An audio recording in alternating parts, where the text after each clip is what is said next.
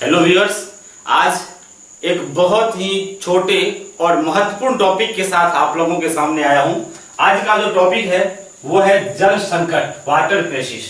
जल संकट से संबंधित प्रश्न बहुत सारी जगहों पर इंपॉर्टेंट हो जाता है और इसके बारे में जानना ये बेहद जरूरी हो जाता है। इसलिए आज हम लोग संक्षेप में जानने का प्रयास करते हैं कि जल संकट क्या है। तो जल संकट से संबंधित जो बातें कही थी, ये एक बहुत बड़े जल संसाधन विशेषज्ञ हुए थे, स्वीडिश के जल संसाधन विशेषज्ञ, जिनका नाम था फॉल्कन मार्क। फॉल्कन मार्क ने कहा था कि यदि किसी व्यक्ति को प्रतिदिन 1000 घन मीटर से कम जल उपलब्ध होता है, किसी भी व्यक्ति को यदि प्रतिदिन विभिन्न कार्यों के लिए 1000 घन मीटर से कम जल उपलब्ध होता है, तो वो जो स्थिति बनती है उस स्थिति को क्या कहा जाता है? उसी स्थिति को जल संकट कहा जाता है। तो जल संकट के लिए क्या जरूरी हो गया कि प्रतिदिन लोगों को कितने जल की उपलब्धता?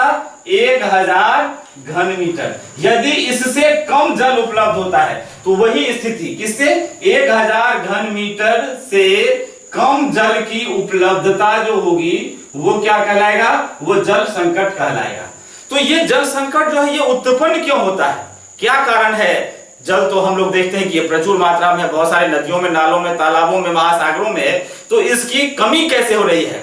एक अनुमान के अनुसार कहा जा रहा है कि भारत में यदि जल संसाधन के संरक्षण पर विशेष कार्यक्रम नहीं अपनाए गए, लोगों के अंदर जल संसाधन को संरक्षण करने की बात नहीं आई, तो 2025 ईस्वी तक जो है जल संकट की स्थिति गंभीर हो जाएगी। वैसे अभी भी हम लोग देख रहे हैं कि बहुत सारी जगहों पर जल का संकट हो जाता है, इसलिए स्पेशल ट्रेन चलानी पड़ती है, पानी से अलग अलग जगहों पर टैंकर से, टैंकलोरी से भेजा जाता है। ये सारी स्थिति किसको?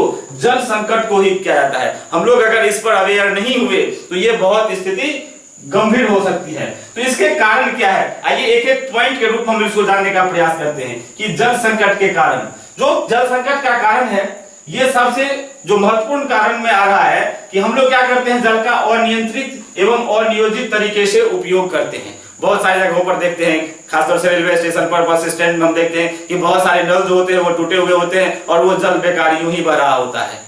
हम लोग बहुत सारे कार्य करते हैं, नल का टेप खुला हुआ छोड़ देते हैं। तो ये जो परिस्थिति होती है ये अनियंत्रित और अनियोजित तरीके से उसका उपयोग करना होता है। तो इसके कारण जल संकट हो रही है। दूसरा, देश भर में जो वर्षा की मात्रा होती है उसमें भिन्नता होती है, कहीं बहुत अधिक होती है तो कहीं कम होती है। इसके कारण भी क्या हो रही है? जल की संकट हो रही है। जनसंख्या में भारत ही नहीं बल्कि विश्व की जनसंख्या जो है वो काफी तीव्र गति से बढ़ रही है। तो इतनी बड़ी जनसंख्या को पेयजल के रूप में या विभिन्न कार्यों के लिए जलापूर्ति तो करनी होगी। तो जितनी जनसंख्या होगी जल का खपत क्या होगा? उतना ही अधिक हो जाएगा।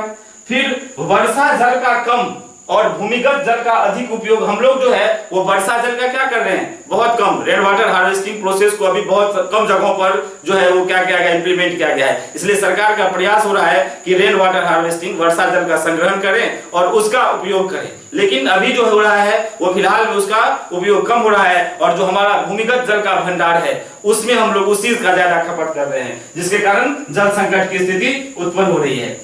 अगला पॉइंट, कृषि कार्य में जल की अधिक मांग हो रही है। विभिन्न प्रकार के जो विभिन्न जगहों पर खेती बाड़ी या कृषि का कार्य किया जाता है वहां सिंचाई के लिए बहुत अधिक मात्रा में जल की उपयोगिता होती है और वहां जल जो है वो किसके रूप में? भूमिगत जल का ही हम लोग करते हैं। इसलिए भूमिगत जल का जो सरफेस वाटर का जो ग्राउंड लेवल है वो क्या हो रहा है? नीचे जा रहा है। तो इसके कारण भी जल संकट उत्पन्न हो रहा है। और जल के पुनः चक्रण में कमी, बहुत सारे प्रोसेस होते हैं कि जल को पुनः चक्रण पद्धति से फिर क्या किया जाता है? जैसे वर्षा जल को हम लोग संचय करके अगर कहीं पर टैंक, तालाब या पृथ्वी के अंदर धरातल के सतह के नीचे स्टोर कर लें तो वो काफी दिनों तक सहेज कर रखा जा सकता है।